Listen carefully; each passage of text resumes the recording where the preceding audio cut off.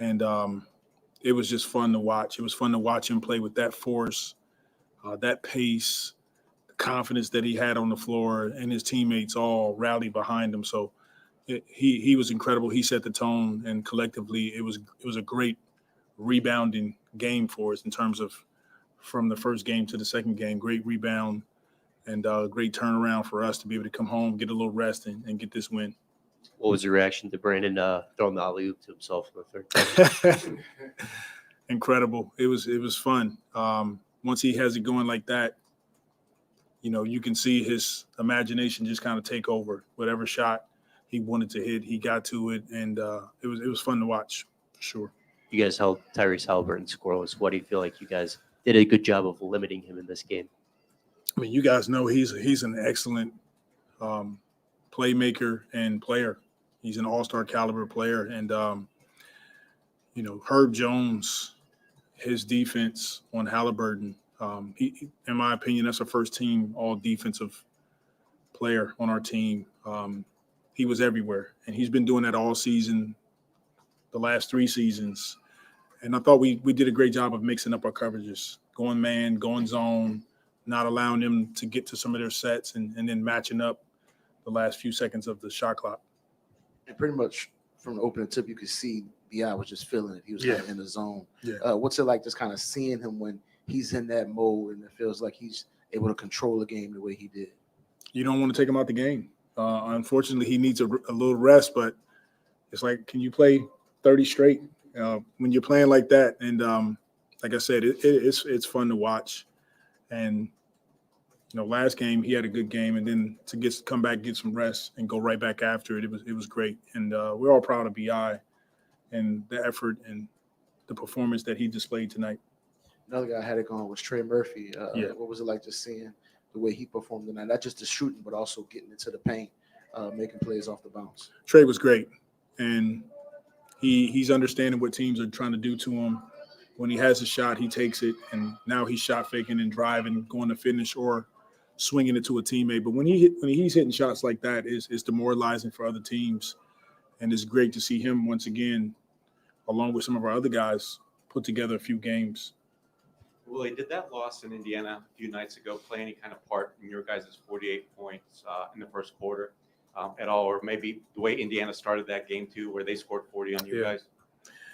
We have competitors on this team, and we know we didn't get a great start. Guys were a little fatigued, and we wanted to get home, get some rest, and we knew we could get after them, and that's what they did tonight. So major credit to all of our guys in the locker room. I said it in the locker room. I'll say it here. I really have to commend Jonas. His professionalism all season long has been incredible. Only played him 7 minutes the first game because we were trying to claw back in. We need to go with a smaller lineup, faster lineup to try to get back in. We go right back to him tonight, and he's ready to go. He's been one of the pillars of our team.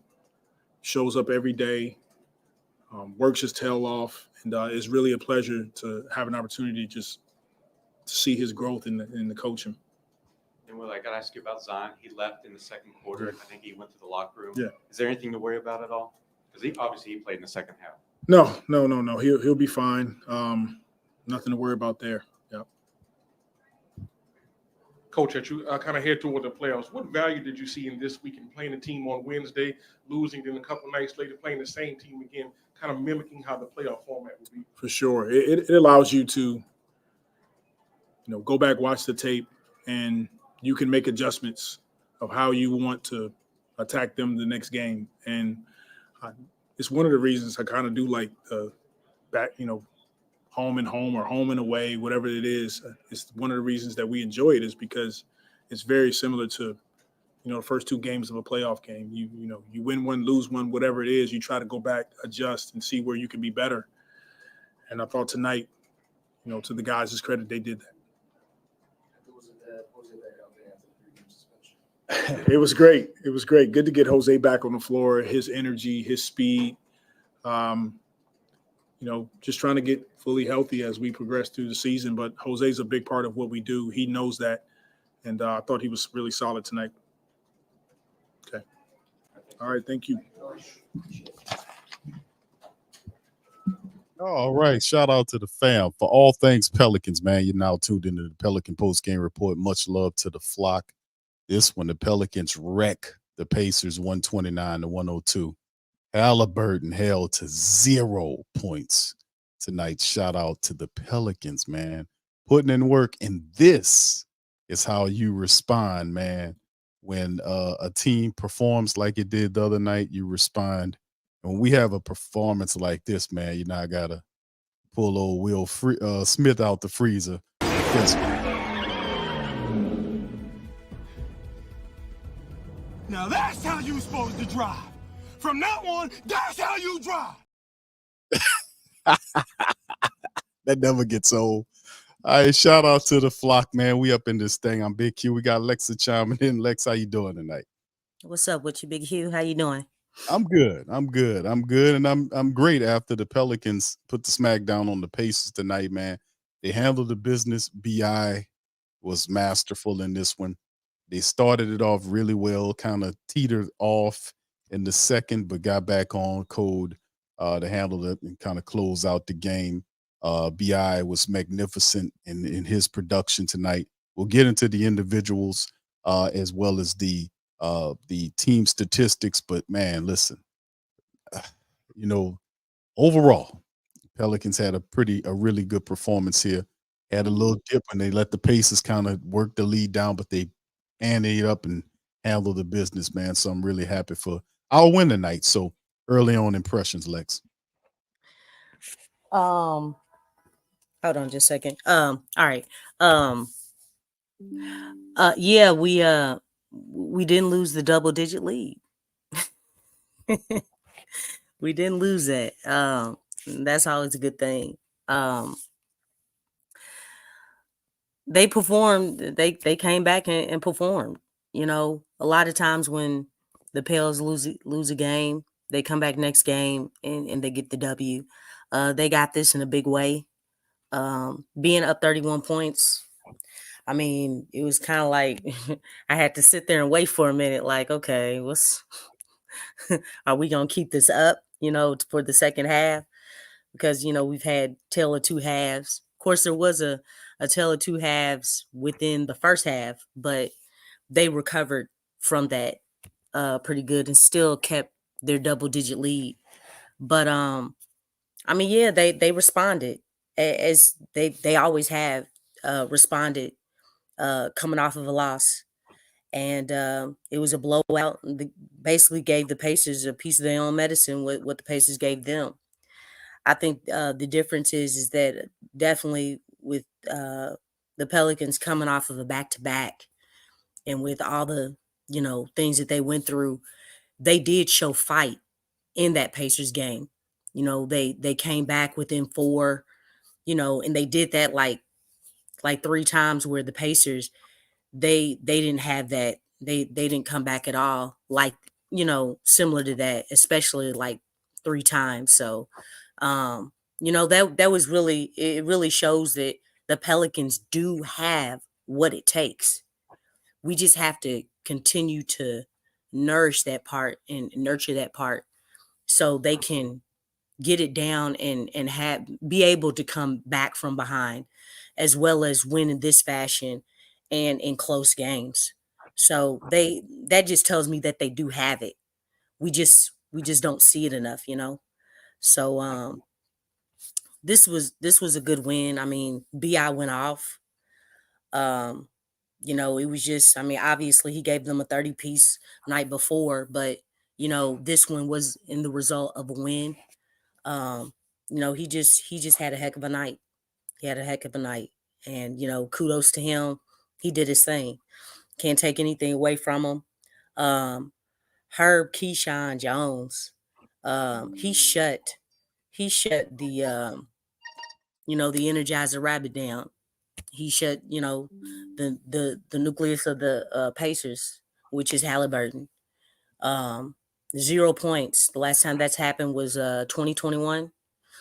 And I think he was with Sacramento, but that was pretty impressive. I mean, you don't see that a lot where the star of the other team is totally shut down, just totally scoreless. So that was impressive. I mean, you can look at, what BI put up compared to, just shutting down Haliburton, you know, to shut it down to start in this day's game, that's pretty tough to do. So I mean the impressiveness is just as much, maybe if not more than what Brandon's performance, because that's not easy to do, to shut down the other star on the other team. So the defense did well. Guys were clicking. The energy was there. This is the type of energy that I'd like to see every single game. Because this is the type of energy that's going to be needed for those tougher games and better teams. So just all around, this was a good, a great win. They recovered from just the other night, so it's good stuff. Glad to be back in the win column. Indeed, this was a good win, man. I loved how the Pelicans responded in this matchup against the Pacers, man. They took care of business. I love the temperament and the aggressiveness in which BI initiated this thing. I mean, and then of course Trey Murphy got going in the game. Herb did what he did, but overall the Pelicans had a really solid effort today against this Pacer team, man. And we had questions about how they would respond. And you're right. The last game, the Pelicans had an effort, but they just couldn't get enough stops. We'll get within arm's length, and then the Pacers would make a shot, or the Pelicans would have a turnover or something like that. But tonight, none of that.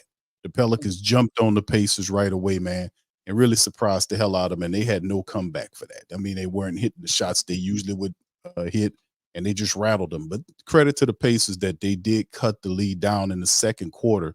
But the Pelicans got back after that, just mashed on them and pushed them on up out of here. So some of the team statistics right now, the Pelicans shot almost 56% tonight from the field, almost 56, you rounded up 56%.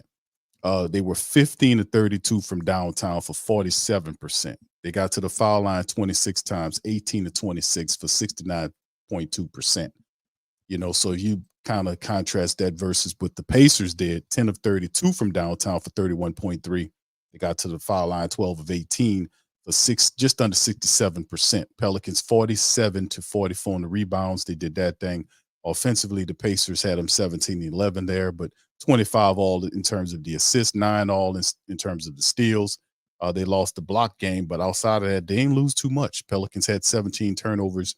They won the fast break point battle 28-12, and 56-54 was the points in the paint situation for the Indiana Pacers. So, like I said, the Pelicans came home and they responded like they were supposed to. They're supposed to bat the hell out this team. This is a good team, and they knocked them down. Like I said, BI was the man of the hour, man. 34 points in 30 minutes of action. He was 13 of 21 from the field, 1 of 2 from downtown. He was 7 of 9 from the foul line. Could have got a triple-double. I really was pushing for him to get a triple-double. He got close. 34 points, 8 rebounds, 6 assists for BI, and a plus 45 for BI in the matchup. Off the bench, Trey Murphy, 28 points, 28 minutes, plus 14, 7 rebounds. He had an assist and a couple of steals. He was 6 of 12 from downtown tonight, and he was 6 of 9 from the foul line. So Trey Murphy really turned it on for the Pelicans tonight. And, of course, in the starting lineup, guys like C.J. McCollum, who hit some big shots to kind of help things out. He finished with 14 points, 4 rebounds, and a couple of steals, a couple of blocks, and an assist, plus 30 for CJ tonight. 15 from Val in 26 minutes. You remember 7 minutes last game, 0 points. This time around, Val, 26 minutes. He had 15 points, 9 rebounds, 3 assists, and 2 blocks for Val, plus 28 tonight from him. Herb did what Herb does. Didn't give you a lot of points, but Herb is efficient. 3 or 4 from the field, finished with 6 points in 26 minutes of action. He does his defensive stuff and all this, plus 30 for Herb tonight. So a lot of plus 45, plus 30, plus 30, plus 28, plus 14. The Pelicans had it going on. Zion finished with 8 points in 21 minutes of action. For him, 7 assists and 3 rebounds. You know, you heard what Willie said about Zion and what, you know, him getting checked out, and he didn't, you know, kind of said he didn't seem like he was too worried about it. So we'll get more information on that later on. But outside of that, man, the Pelicans did a hell of a performance. But like we mentioned, Haliburton, who just been lighting up everything. I mean, he was fantastic. 23 minutes from Haliburton, 0 points. And you know he leads the assists, the NBA in assists, 3 assists, 3 rebounds, totally taken out of it. 0 for 7 from the field, 0 for 6 from downtown, wasn't a factor. Their top guy tonight, Matherin or Isaiah Jackson, whatever. In the end, their stars wasn't clicking for them. And 12 apiece from Turner and Siakam. 24 combined for Siakam and Turner, 0 for Haliburton. Let me tell you something. The Pels, an overall great performance tonight. And a revenge type game here. We got us some payback. We split this thing half and half with them. Good win. Anyway, feel free, Lex, to go ahead on and kind of comment on some of those statistics, if you please. Oh shoot! Like I said before, the whole Halliburton scoreless was really something. I think it was a solid game, solid effort from everybody. Bi had a heck of a night. I'm glad to, in this game, I know they didn't use Valanciunas in, the first game against the Pacers, but I'm glad, they stuck with him this time around because again, when you utilize him and you know how to utilize him, he can do something for you. And I think I saw on the team statistics that we won the rebound battle. Is that That's correct? right. That's right. We got it tonight. Yeah.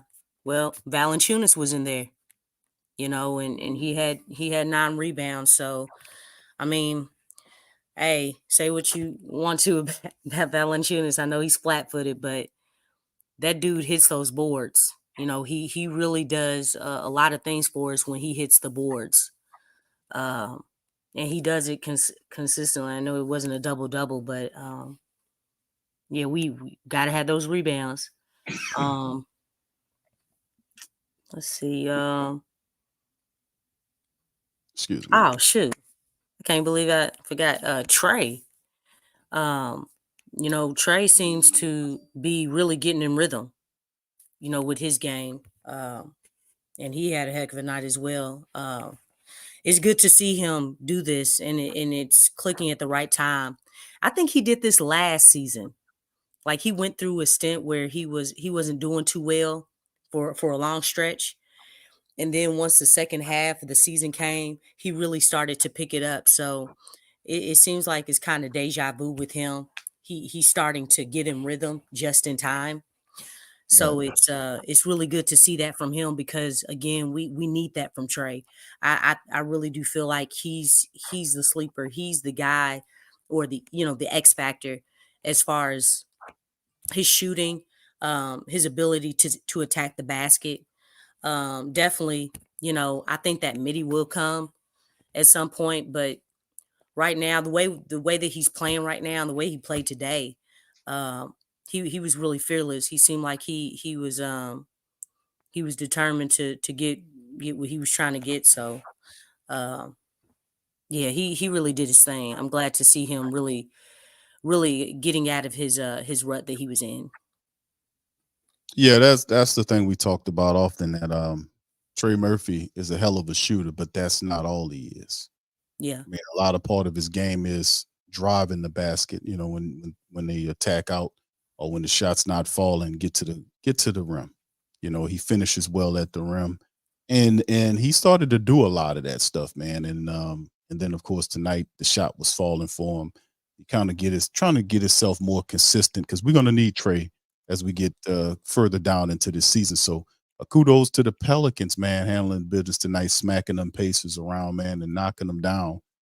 Makes us feel a lot better here in the flock, man. Anyway, let's look at some of the standings right here. Currently, the Pelicans pick up their 36th win of the season, fam. With the dub tonight, 36-25 of your Pelicans, 6-4 over the last 10 contests, 18-12 at home, 18-13 on the road. So they look, the records are very similar. The Pelicans are a little bit better at home versus what they are on the road, but at the end of the day, the Pelicans still sitting in that sixth position. So we got to keep that going. We got to keep that mashing on. So anyway, let's move on to the next one, Lex. We have the Toronto Raptors coming up here next. And of course, you can look at some of the stuff right here with the Raptors, man. And we talked about it's, you know, Scotty Barnes and what he represents and what he brings. But by all purposes, when we talk about the Pelicans, you know, going up to, where are they going? Yeah, they got to go up there to take on the Raptors, and they start a 3-game road trip. 22-38 of the Raptors. Scotty Barnes is clearly their best player. This should be a win for the Pelicans going up into Canada to kind of beat this team. This team is not quite what they used to be. A lot of their players are gone, and they kind of resetting the things a bit. So this, in terms of, and we say this often, but the Pelicans, this is another win that we just need to get. We just need to go on up there and take care of business. This shouldn't even be an afterthought. Pelicans should smack the Raptors. I mean, smack them around, but we should step on this team and get our No, smack them around. We need to be a little bit more violent. Well, you call for violence. Yeah, I meant that. I You mean, the did. thing is, that's the time, man. We need to get built like that. You hear me? Hold I'm on, not Lex. gonna let that go. Hold on, Lex. So you telling me, is it possible that the Pelicans are finally getting it in their chest that the stuff that Draymond Green was saying, the stuff that Jimmy Butler was saying, the stuff that Stephen A. Because see, they taking shots at the Pelicans. You know, Yeah. they're taking shot at the Pelicans. So sooner or later, you know, what BI played with tonight, how he played with tonight, and we know BI is a guy that can score at 3 different levels for the Pelicans. What's really interesting is his temperament. That's what I really started to focus in on, was his temperament. How, you know, you can see him, the toughness, lowering his shoulder and literally going at the Pacers. That type of temperament is what I want to see more of from the Pelicans. I want to see more of that, because people think the Pelicans are soft. They thinking that all they have to do to throw the Pelicans off is be physical with them, more physical with them, and that throws the game off. That's a sign of showing you that the Pelicans are mentally weak. That you just have to be a little bit more physical with them, and that'll throw them off. All of this has to be remedied. So let's get into the breakdown on the Raptors game. This should be, in my estimation, man, after smashing the Pacers down, they should go up to Canada and just do this, knock them into next week. We got to keep this intensity going. We're in the stretch headed into the playoffs, man. We got to make this count. So, Lex, what you think? I mean, what I always say, energy. It starts with the energy level. It starts with the intensity. Like, you know, we gotta, at this point, we gotta bring it every single night. We can't have any lapses or anything like that. We have to go and get this. But definitely, they play your game, play with pace, get them on their heels, get off to a great start. You know, push the ball. Obviously, they don't have an answer for our inside game. You know, but we definitely got to carry the momentum over. I don't want this team to relax. And one thing that I do want to say is that this is one game where we're coming back from off of a loss. We came back with a win. But at some point in time, I want this type of energy to be the response after a win, not after just a loss. I mean, after a loss is fine, you know, that's great, but we want to have this type of momentum and energy after a win. Let's keep this thing going. Let's put a stretch of games together and be consistent in playing at that high level, not coming down from that high and be like, oh, getting relaxed. We don't want to do that. We have to stay up there, not come down and relax. I don't care who we're facing, because the thing is that if you are a way below 500 team, if you're in the play-in picture or if you're in the playoff picture, you want to bring that, because right now you're building those habits. So we have to continue to build stronger habits, because all this is preparation for the playoffs. That's what all this thing is about. Obviously we have nights where the ball is dropping. Obviously, I don't know if BI, he may have another game like this, or it may be somebody else. But the thing is, if shots are not dropping like this, we still have to play smart basketball, move the ball. The players got to move. We got to get more action between Zion and Brandon. We got to get that. Just playing together, getting rebounds, not turning the ball over, just staying disciplined and staying fundamentally sound. And if we do those things along with playing at a high level, that energy is contagious. It's very powerful when we play the game the right way and play at a high level like that with that energy. It makes this team hard, to beat. So definitely they got to, do those things in order to get this win. Yeah, indeed, Lex. They got a date with Charlotte prior to the matchup on the 5th for the Pelicans coming to town. And like I said, the games you're supposed to win are these games. These are the games to add on to what you need to do to kind of gain a little bit more ground. I suspect the Pelicans should be able to take care of business here.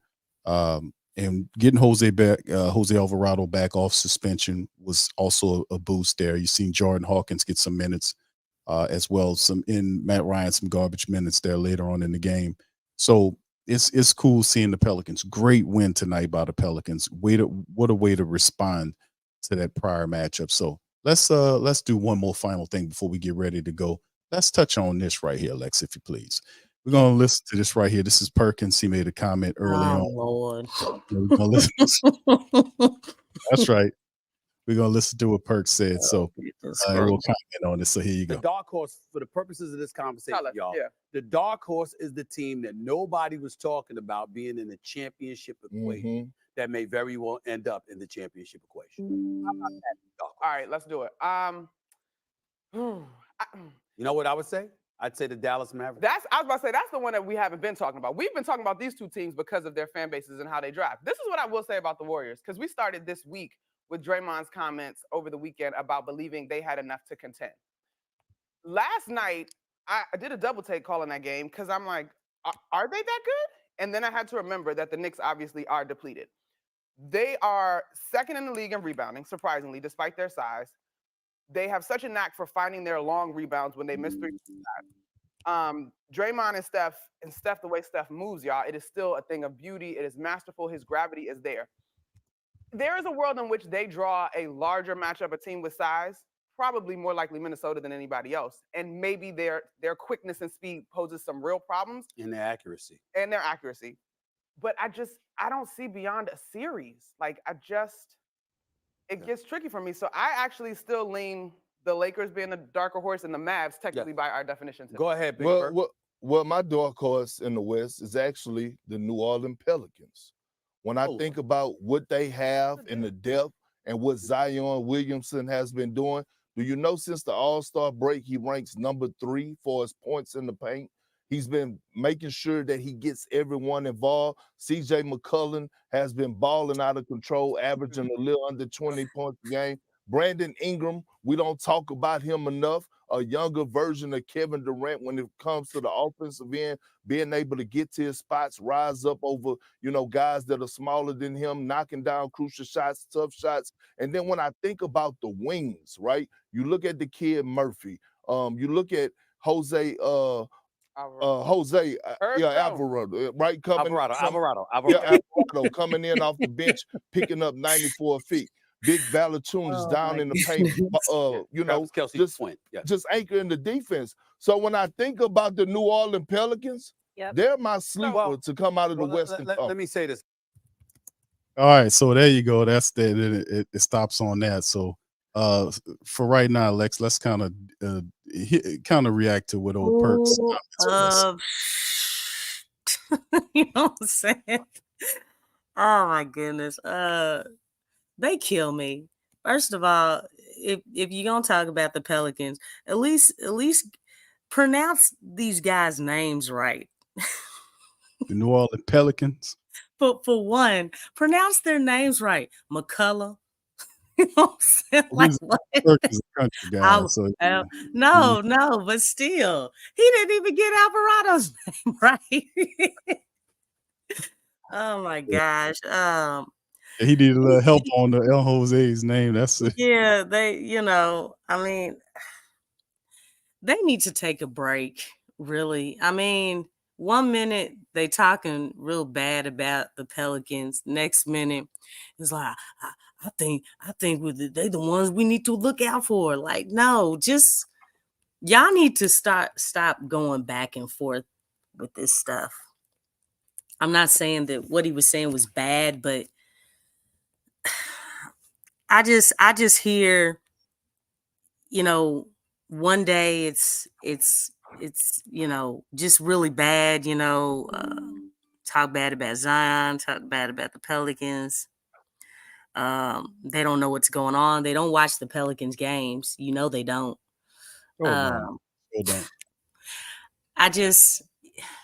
They just flip the script so much. It's hypocrisy at an all-time high, basically. I don't bank on these guys, man. They talk out their necks and along with other places. So, I mean, that's basically it. I mean, look, 2 days from now, or next game or whatever, maybe next week, it'll probably be the total opposite. So it ain't no telling with these cats. Or whatever it comes from, it's gonna probably more than likely be from a position of negativity. Yeah. When they talk about the Pelicans. Now, I actually think that some of these guys are, they get into the party late. You know what I mean? I think some of these people are finally realizing that the Pelicans are a team to deal with. That they have all this talent and they're finally learning how to put some of the pieces together. And that's a part of the game. So I think a lot of them are, like they buying the hype. They're looking at other teams. They think the Mavericks are going to do something. They think, some of these things. Yeah.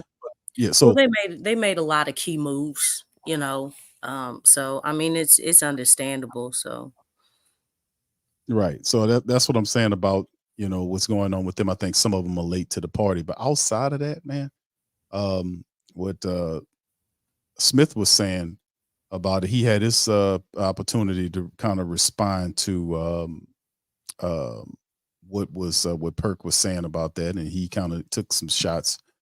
But I think, and I've said this before about Stephen A. Smith, is I don't believe none of the backstory, because I've listened to interviews where he was caught lying. Like it's just things that I've seen that I will pay attention to him, and it's just, I don't know, man. I don't believe the backstory. They put up 1.5 points per contest, and then he says it's less than that. Then he says he didn't play at all. So how did you get that? The backstory about him and his cracking his knee open, him saying that he had a 6-inch screw put into his knee, and all of this foolishness is just a lot of really weird ass things behind Stephen A. Smith's game pertaining to him playing and whatever that. It's just all really weird, to be honest with you. So and nobody would care if he just would shut his big stupid ass mouth, but he can't because he's a shock jock. At some point he had some insider game on what was going on in NBA. I don't think he has that no more. I don't think he has the pulse that he used to have, where he used to be able to talk to people and he had that writer's edge. He don't have that no more. That's not what he done crossed over in the shock jock territory, and he think he's doing what did the type of stuff that he believes. Now they actually got people that believe what he's saying, and And that's sad. You believe in him about the Pelicans. And then there's people believe that the Pelicans are picking on him. I'm like, you can't fix stupid, man. I'm just gonna call it as it is. The Pelicans never did that before. They never put out a clip on a blooper reel Yeah. on this dude and on anybody before. No, it's not a blooper reel. It's a highlight. I mean, Come on now. No. Look, this wasn't Shaq and a fool. This was a highlight. Look, didn't you see Will Chamberlain, you know, with his head and then he holding up? Yeah, that was highlight. Right. that was pretty funny, man. How they ran that out. That's pretty good, man. But that's what I'm saying here. It's just like all of the stuff that you hear that he says, and I'm not going to play it. I'll probably put a clip up later on about it. But it just to keep it in record, because a lot of that would disappear off a line, man. So I just think that, you know, why people get at him from the Pale Nation is because the unwarranted jabs at Zion. Zion was playing really well. You can see he's in a lot better shape than he was at any point early in the season. You can see it. Obviously, you can see he's in a lot better shape. He's played himself into better shape. So there's no need for you to talk about fucking hamburgers and him being tied up and eating tables and whether or not he can stay out of the restaurants. That doesn't apply here. Yeah. Then flips it like, well, they trolled me because I made a comment about just made light or I was just joking. First of all, you don't have the relationship with that man to joke with him like that. That wasn't made light of. I mean, No, the thing is, you don't have that in that relationship. case, everybody is doing that. Everybody was doing it. Yeah, Everybody's talked about his weight. Everybody's talked about his eating habits, even though he has a chef. You know what I'm saying? And a trainer. And, you know, I mean, I follow both of them. You know what I'm saying? I mean, it's like everybody's been doing the same thing, and they're pushing that same narrative to casual fans who probably don't watch a lot of Pelicans basketball. The only time that you really hear about him is, you know, when he's on national television or when they're talking about him, which they don't watch Pelicans basketball games. They don't see him play. You know, so I mean, you know, that's why, you know, when you look at his stance on a lot of things and some of Zion's remarks, it's like he doesn't know when Shaq, Barkley, and Kenny were talking about it, and they were, you know, giving their input about it, obviously. But one thing Kenny stated is that, you know, I think that's what the problem is that you have so many people commenting on, you know, his eating, his weight, and all these things. And it's like, he doesn't know if it's coming from a good place. He doesn't know who's really coming like, hey, you know, hey, man, I really mean you well. Because Shaq and Barkley, you know, said similar things. But then you have, you know, Shannon and you have Stephen A saying the same things. But from them, it's not the same. You hear the same message, but it's like, is it coming from a good place? And that's the difference. It's like, you know, I don't know who I should, you know, take seriously, because most of y'all are just, you know, using it as clickbait, using it to, you know, get more views, get more clicks, all that stuff. And, you know, you're really not coming from a good place. And these are grown men. You know, they act like, you know, they really had it together when they were younger. You know what I'm saying? So, or when they were Zion's age. So it's like, you know, you just don't know a lot of times. And I think that's why Zion, you know, he just keeps quiet about it and keeps, you know, hey, it doesn't bother me. You know, I'm a do what I'm doing and, you know, just continue to get better and stay available. I think that's the biggest thing for Zion this whole time is to be available. And he's been doing that. And I think it's about time that, you know, I mean, it's March, people. It's March and Zion is available. And he's even said that that's been a huge focal point for this season, which you can understand why, because he hasn't been. And even with, you know, him not being in the greatest shape or greatest conditioning, the dude is averaging 22 points per game. He's averaging that for the season. Like he's like, even at his lowest point, he's still been doing well. He's still outdoing, for him, just the average, because he's that talented. I mean, it's like, look, this is what out of shape Zion was getting for you. That's what that was doing. But once he's getting in shape and getting more condition, it's gonna be a whole new ball game. So Yeah, that's well said, Lex. Like I said, man, I think a lot of what we see from the ESPN crowd covering the Pelicans is mostly negative because it's clickbait. It's designed to be sensational. It's designed to be clickbaitish to draw attention, and it's usually during slow news cycles that they'll try to bounce back to grab something about the Pelicans. There's no need to talk about him eating hamburgers or the bull crap about him eating the table. There's no other real insiders that said they don't anything. do that to nobody else, man. No, They don't do this to nobody else. Yeah, him And eating the table. and a young upcoming star too. You know what I'm saying? Like you don't hear this stuff about. And look, let's be real. Luka Doncic, he has been out of shape. He doesn't get this though. No, because he doesn't attack him. He doesn't attack anybody. He doesn't attack anybody but Zion. I mean, like that. I mean, he talks about him. And his situation is different because let me say that his situation is different as far as him being with Dallas and Zion being with the Pelicans. But even so, they still don't talk about his weight or anything like that.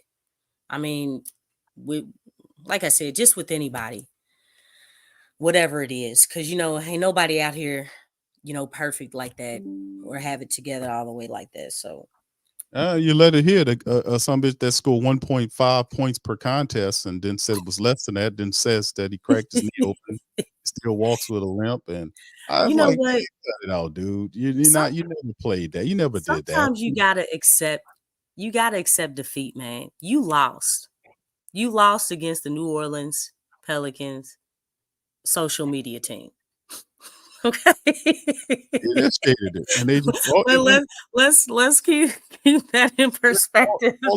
All they did was they did nothing sensational. They just put out the highlight reel. They just posted the highlight reel of him missing shots, him throwing the ball in the ground in the New York game. And then they, put it on a postcard, with his head on Will. You know what I'm saying? That's Right. that's a huge honor. You know what I'm saying? Got 100. Oh, wait a minute. 1.5. Okay. Just one threw me off. You know what I'm saying? Christ. What? Good Lord. But yeah, this just dropped Lex here. Shout out to the fam, man. Scotty Barnes sustained a fracture in his third metacarpal bone of his left hand tonight versus the Warriors and is out indefinitely. The Raptors have announced. So when we do take on the Raptors, there will be minus Scotty Barnes. So we anticipate the Pelicans. That's a big crap. That's a big crap. Right? That's a big crap. I know. No ill will intended. I just, Yeah, that little guy right there, man. Yeah, that little guy played that, man, because I was like, man, this guy, he's speaking all broken English, but he had the right intensity and passion.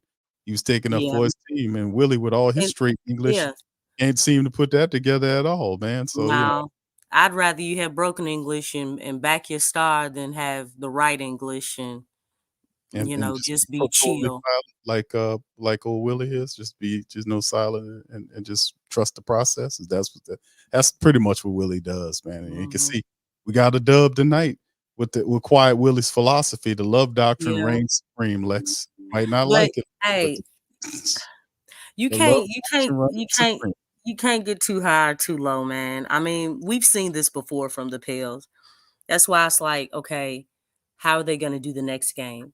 And the next game after that, and the next game after that, just showing a level of consistency. I'm not saying that all of them are going to be wins. Obviously, we want them to be wins. But it's like, are you continuously coming with that energy every single night? Because we know that they can do it. but can they do it consistently?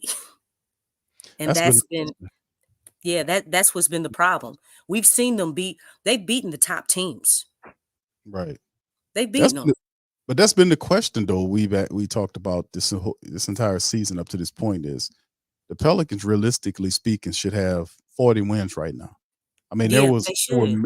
at least 40 wins right now, and How many double-digit leads did the Pels lose? quite a few, At quite a few. least 10. I know for sure 10.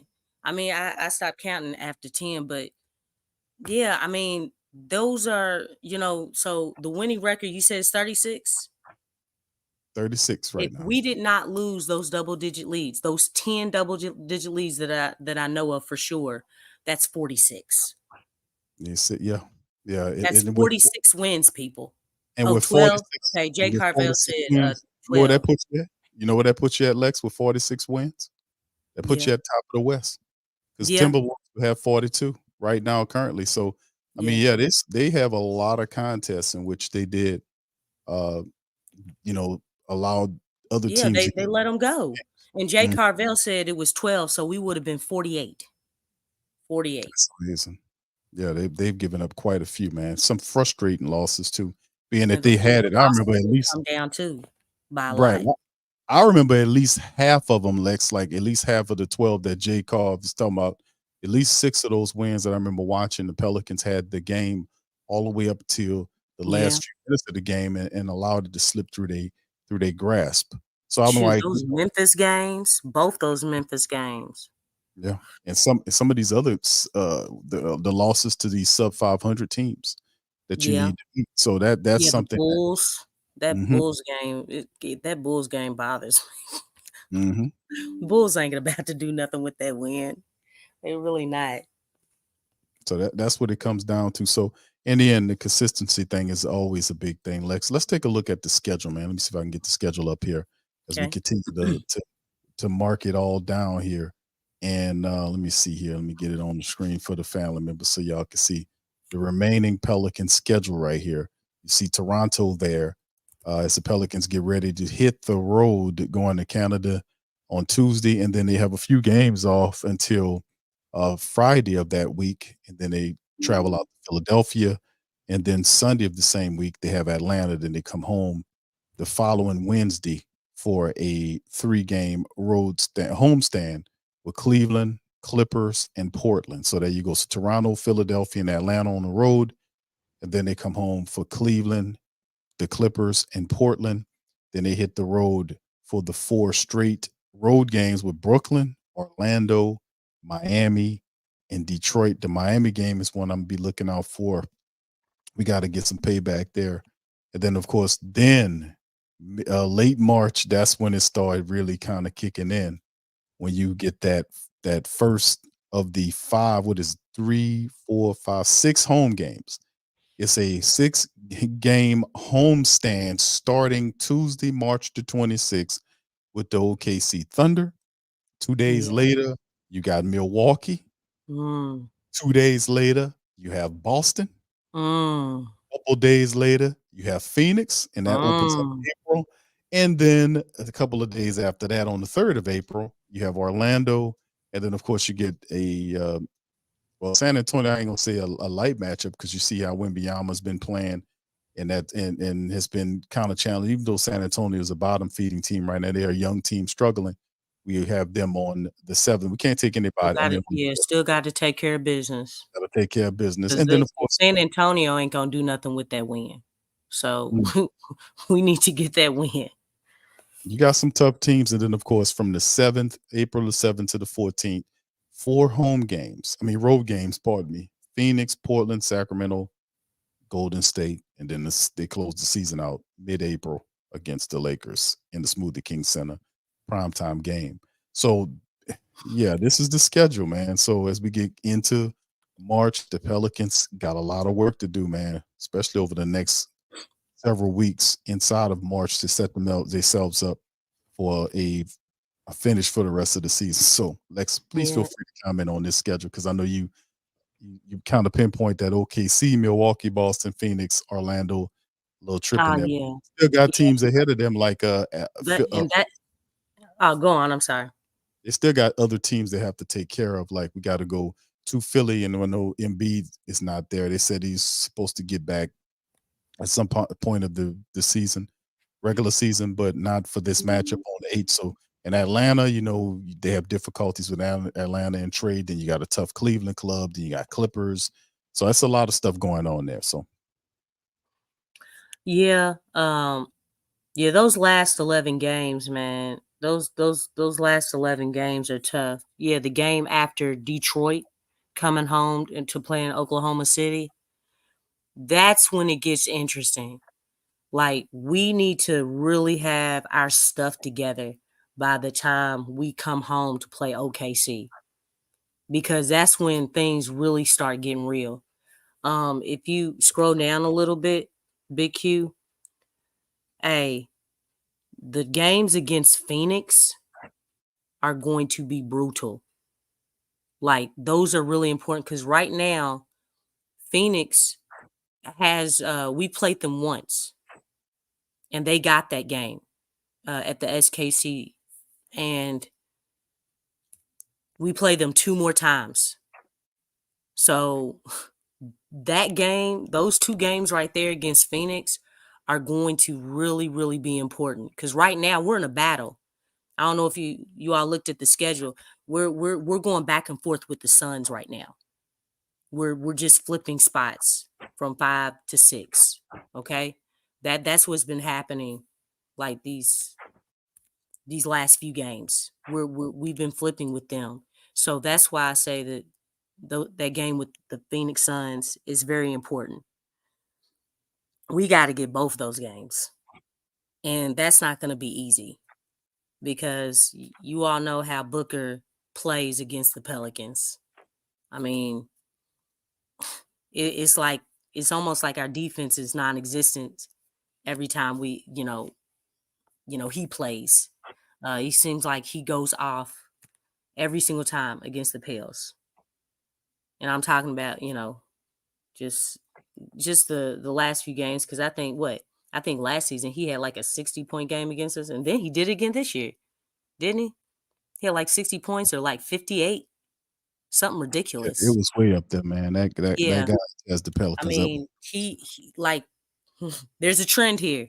So like we really got to find a way to get those games. Really got to find a way. But yeah, by the time we get to those last 11, we really have to be polished and be ready to go.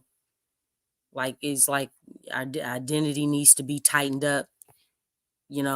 Everything from the coaching, the way the ball moves, the chemistry, the energy, the way we start the game, playing consistent throughout all 4 quarters. Got to bring it. Got to execute down the stretch. Because you're talking about a lot of those games, they're probably going to be close games. And it's probably going to come down to the wire. So we got to be ready. Got to be ready. 52 in the last game, 123, 109, 52 points. That's too much in the game. Man, you're right. They lead the series. They have 2 games left, man, in the month of April. So those are really big. You want to talk about playoff environment style games? You got one home and one on their side of stuff that is going to be fun. So indeed. All right. So anyway, with that being said, fam, listen, I'd like to thank y'all for tuning in tonight's show. Please feel free to hit the like button, hit the subscribe button. And by all means, feel free to share the show on your social media feed. The Pelicans smacked the hell out of the Pacers. They carjacked the Pacers tonight, run them off the road. And now we take on the Raptors. Let's make the Raptors extinct. We see Scotty Barnes is missing in the matchup. Let's get that matchup too. Let's get that and keep on pressing on them. So, at the end of the day, we got to be a little bit. I'm buying into Lex's philosophy of what you call it, Lex? More anger. What is it? How did you phrase it? Violent. We just got to get more violent, man. Oh yeah, just see, like, Willie ain't gonna buy into that. He ain't gonna put that on the banner. He ain't gonna put that on. No, I mean, within the realms of the game, I'm not talking. Look, I'm a peaceful person, people. I'm talking about as far as competition, when you're competing out, on the floor, on the court, between the lines, that type thing. But the thing is that we talk about playoff mode, right? Playing in the playoffs. The playoffs are not nice. They're not laid back. They're not cool. They're not chill. This is going to be a battle. Okay? It's going to be a 7-game battle until somebody wins the war. Okay?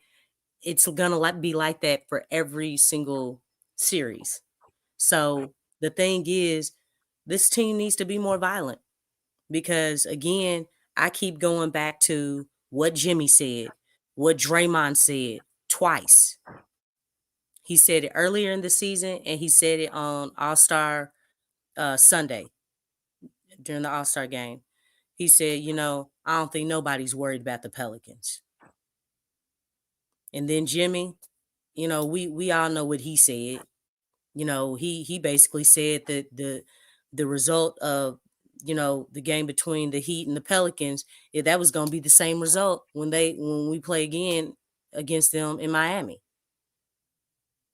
because he feels like they're the better team. I don't want the team. Yeah, I don't want that. Yeah, I memorize it. I don't want the team to forget that. Like, we need to take that quote out of what MJ said on The Last Dance. You got to take that personal.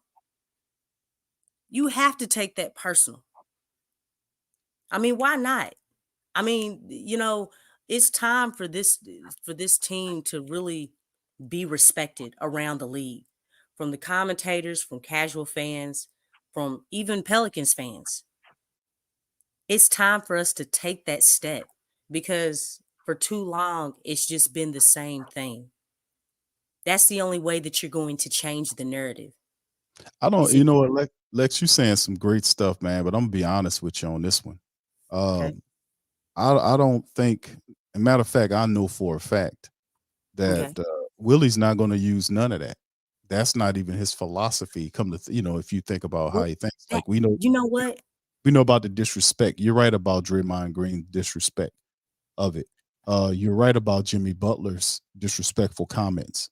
What they're saying about, and you can't kind of brush these comments off. These guys are championship players. They're well respected players in the NBA. As crazy as they are and weird as they are. As weird and strange as they are, they are respected. They got respect, man. They got respect. So I don't think Willie Green is going to use Draymond Green's commentary or Jimmy Butler's commentary to motivate the Pelicans to take their aggressiveness up. It's everything about Willie Green speaks to the opposite of that. He would say focus more on execution than he would say about what Draymond Green, or using that as motivation, or what Jimmy or Draymond says about the Pelicans. He would brush that off and say we need to focus on this, that, and third. He wouldn't use that. That's my thought on that. What you think about that?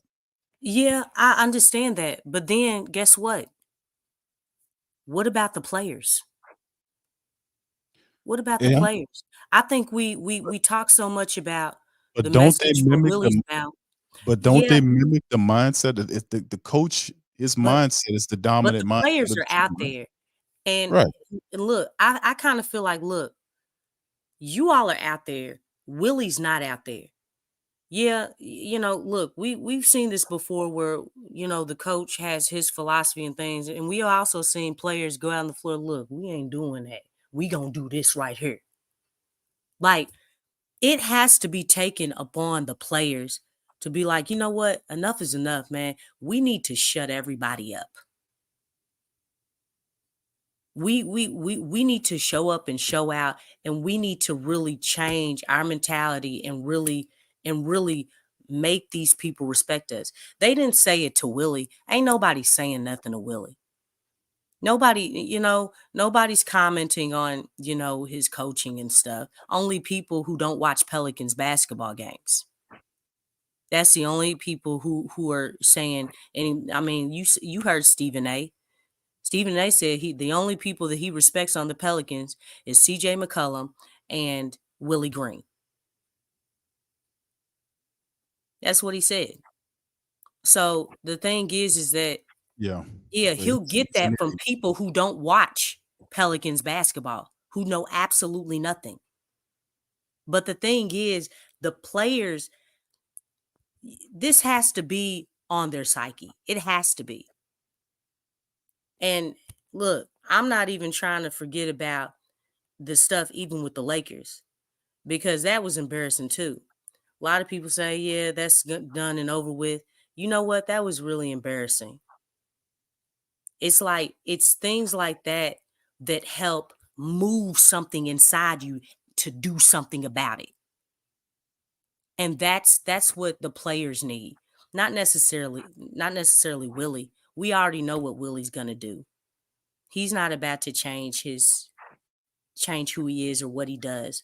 But the thing is, the message has to start resonating with the players. Well, we'll see how it all works, man. But I just, at some point, I mean, tonight was a great and solid win on after what happened prior. In the prior matchup, we should have got that one too. So it was. We moving forward here. We got the Raptors next, and I definitely think they'll slam them down. And then behind that, we got a few more games we got to take care of. But this is the part of the season why I absolutely love outside of the playoffs. This will tell you a lot about the team, and if they're one game at a time. One game at a time, indeed. All right, so with that being said, man, that's going to be the end of the stream. Listen, I appreciate y'all for chiming in on the great Pelicans win. Y'all do me a service. Hit the like button, hit the subscribe button, and hit the share button, man. Hit the notification bell, too, when we post some more content as well.